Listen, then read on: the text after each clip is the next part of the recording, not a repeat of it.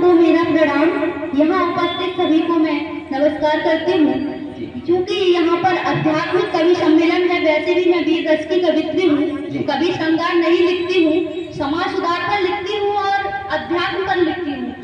तो मेरे पास भी, मैं ऐसे विभाग में हूँ, मेरे पास भी ऐसे केस आते हैं कि मैंने तो गलत नहीं किया, सामने वाले ने किया था, बस मैं प्रत्यक्ष भूमिका निभा रहा था।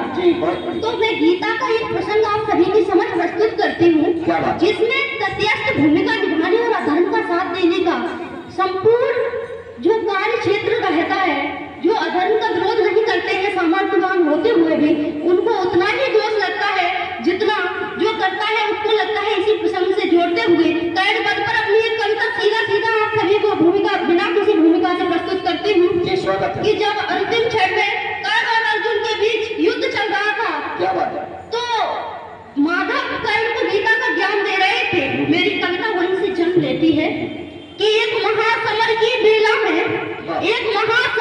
बेला में दोनों योद्धा ही लड़ते थे, तीरों पर तीर बरसते थे, माधव गीता को पढ़ते थे। एक महासमर की बेला में दोनों योद्धा ही लड़ते थे, तीरों पर तीर बरसते थे, माधव गीता को पढ़ते थे। एक क्षण कुंज विकराल हुआ, एक सारा ब्रह्मांड लाल हुआ, गांडीव उठाकर अर्जुन ने आक्रोश सहित प्रहार किया। ये युद्ध तो एक बहाना था,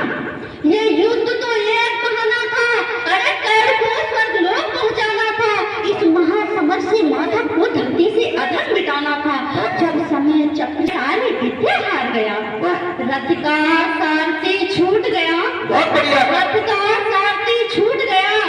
का पहिया भी टूट गया।